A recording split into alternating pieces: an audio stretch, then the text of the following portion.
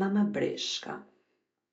Në fillim, kur toka nuk ekzistonte akoma, dhe nga doshët të hidhje sytë shikoje vetëm oqean, pa fillim dhe pa fund, një breshk ujë e madhe jetonte vetëm, në mes të oqeanit blu. Ishte e para fare, mama e të gjitha breshkave të detit.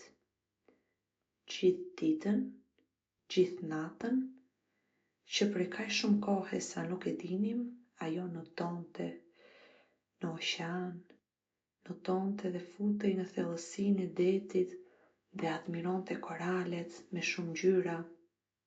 Dhe her pas here dilte në sipërfaqe të ujit që të merrte frymë dhe të luante me dallgët. Pastaj, kur breshka ishte shumë e lodhur për të lëvizur krahët dhe për të notuar, qëndronte pa lëvizur dhe linte dallgët e detit që ta lëviznin majtas djathtas dhe mbyllte sytë për një çast. Atëherë, duke shijuar ndjeshmërinë e diellit mbi kurizin e saj, e linte veten që të mendonte dhe që të ëndërronte për një copë toke në mes të oqeanit, një cep të vogël toke ku mund të shtrihej dhe të linte trupin e saj që të qetësoj. Tu ishte kaq mirë, thoshte breshka. Pastaj, një dallgë më e madhe se të tjerat, e mori dhe e nxori nga ëndra. Dhe breshka po përpiqej që të mblidhte forcën që të vazhdonte të notonte. Një ditë, breshka notoi më larg se sa notonte zakonisht. Dhe ishte në mënyrë të qetë, duke qëndruar mbi kurizin e saj dhe duke shplodhur krahët. Ajo ndjeu diçka që t'i fërkonte kurizin. U kthye nga ana tjetër për të parë se ç'po ndodhte, dhe kur pa pak rar dhe një gur, nuk ishte shumë e madhe, ishte shumë e vogël, po prap kjo rar i dha një ide.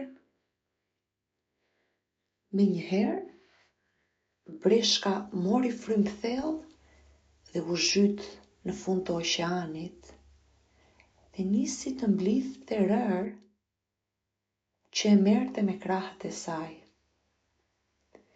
Nisi ta merrte këtë rarën dhe ta vinte mbi rarën tjetër dhe copëzën e gurit, pak nga pak. Vazhdoi kështu për ditë me radhë, për vite, duke vajtur dhe duke ardhur. Blodhi aq shumë rar sa pak nga pak një ishull i vogël nisi të krijohej si një mal dhe po dilte në sipërfaqe.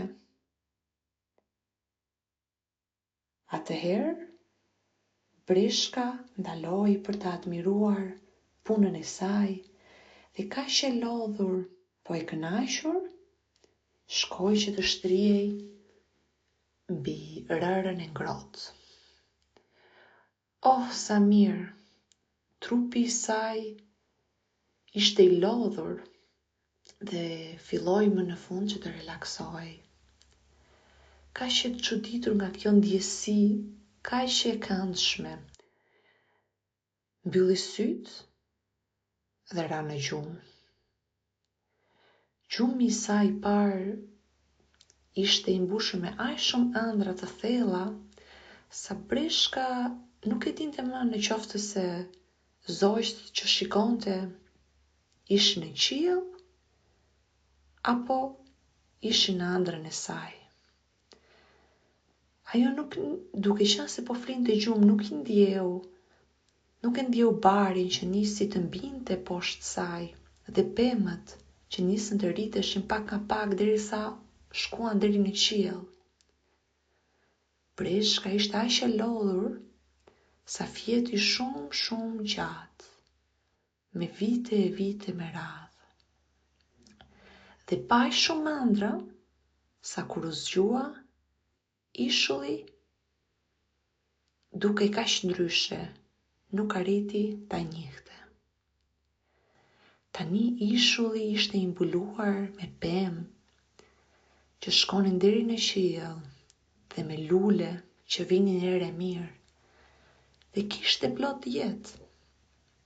Nga do, zogjt këndonin dhe kishte kafshë të vogla. Breshka u çudit aq shumë, nisi të shikonte dhe kuptoi që niste po njihte rreth e përqark çfarë kishte parë në ëndër.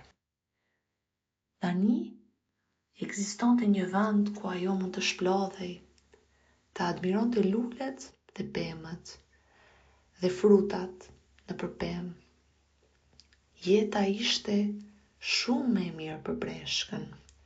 Kaq e mirë sa shumë shpejt breshka nisi të ndihej keq që ishte vetëm në këtë ishull dhe nuk ishte njeri tjetër që mund të përfitonte. Për çfarë duhej gjithë kjo bukuri nëse nuk ishte asnjë njeri rreth e përqark? U nis breshka nga ishulli dhe nisi të notonte në oqean për të gjetur një shok. Breshka notoi shumë gjatë, derisa një ditë, duke u futur në një shpellë, pa një njeri. Një çun me lëkurën e errët, si nata, që ishte ulur brenda në shpellë dhe po shikonte trishtueshëm ujin para tij. Breshka u afrua dhe djaloshi njohi në sytë e breshkës këtë ndjesi kaq të njohur dhe i tregoi breshkës të gjitha. I tregoi që jetonte vetëm, që prej kaq shumë kohësh dhe ishte shumë i trishtuar se nuk kishte asnjë me kë të luante. Ai ëndërronte kaq shumë që të kishte një shoqe me kë të mund të luante, të qeshte, të fliste. Atëherë, breshka e mori djaloshin bikurisë dhe e çoi tek ishulli i saj me lule dhe me frutat e egra. Pastaj, pa humbur kohë, breshka u nis sërish që t'i gjente një shoqe djaloshit. Pas kaq shumë kohësh duke notuar rreth e përqark oqeanin dhe duke kërkuar, në një shpellë tjetër, në mes të detit, breshka e gjeti një vajzë me lëkurën e errët si nata, që edhe ajo ishte vetëm dhe shumë e trishtuar. Atëherë, breshka e mori në kurizin e saj dhe e çoi dhe vajzën tek ishulli i saj me lule dhe me frutat e egra. Që prej kësaj dite, djali dhe vajza nuk ishin më të trishtuar. Ata tani kishin shok njëri tjetrin, ndonjëherë ziheshin, po shumicën e kohës qeshnin shumë, luanin me dallgë duke notuar, hanin frutat shumë të ëmbla dhe shijonin diellin. Dhe kështu, pak nga pak, ishulli në mes të oqeanit, me lule dhe me fruta, u mbush me njerëz, me lëkurë të errët, dhe breshka e detit e madhe shikonte gjithë këtë botë rreth e përqark saj, që luante, që ishin të lumtur, dhe që breshka i kishte lejuar këtyre djaloshve dhe këtyre vajzave që të njiheshin dhe i kishte dhënë një tokë. Fund.